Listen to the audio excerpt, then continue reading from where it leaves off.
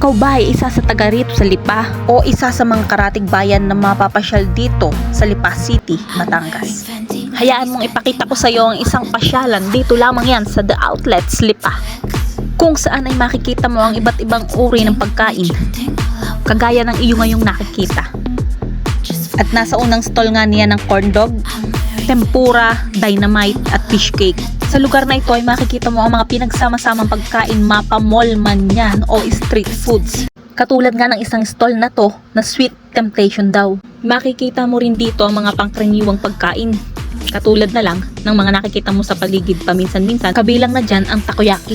Kung ikaw naman ay isang pasta lover, makikita mo naman dyan ang lasagna, carbonara at iba pa. Kung unfamiliar ka naman sa ibang pagkain na nakikita mo, ay may pangkaraniwang dyan katulad ng fries, corn dog at natural na hotdog. At syempre, sa dami ng pagkain na nandito ay hindi pwedeng wala kang panulak, kaya ayan sa iyong harapan. Mamili ka na lang. At syempre, hindi naman mawawala dyan ang ibang mga pagkain katulad ng pansit, spaghetti at sushi.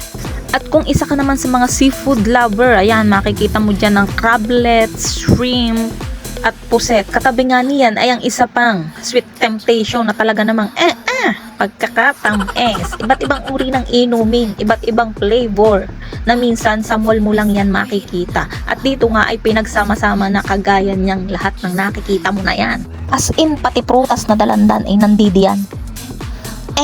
Talaga namang pagkasarap lumibot din lalo kung maraming pirang dala. At isa nga sa stall na aking tinitigan at talaga namang napatagal ako sa aking pagbibidyo ay talaga namang pag iyong tiningnan ay parang stick pa lamang ay pagkakamahal na. Di na makikita mo ang iba't ibang pagkain katulad ng wagyu, tuna, beef. Talaga namang hindi ko alam ang tawag diyan sa iba, hindi ko na pamilyar diyan. Basta iyan ay mga Japanese food.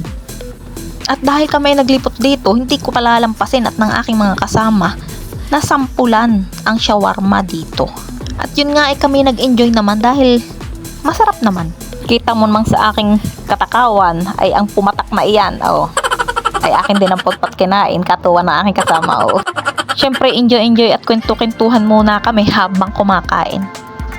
At habang nagpapakyut na rin sa aking camera aring aking mga kasama, ay talagang mga pabebe, talagang pumopokus. Diba? Ayan, hello ma'am. Ayan pa ang isa, sige. Siya, tayo ay maiba. Ang lugar nga pala na ito ay matatagpuan dito lamang sa Lima Technology Center, kung saan diyan po tuwing Sabado at Linggo ay mayroong tinatawag na Eat Nation, kung saan yan yung aming kinakainan sa ngayon.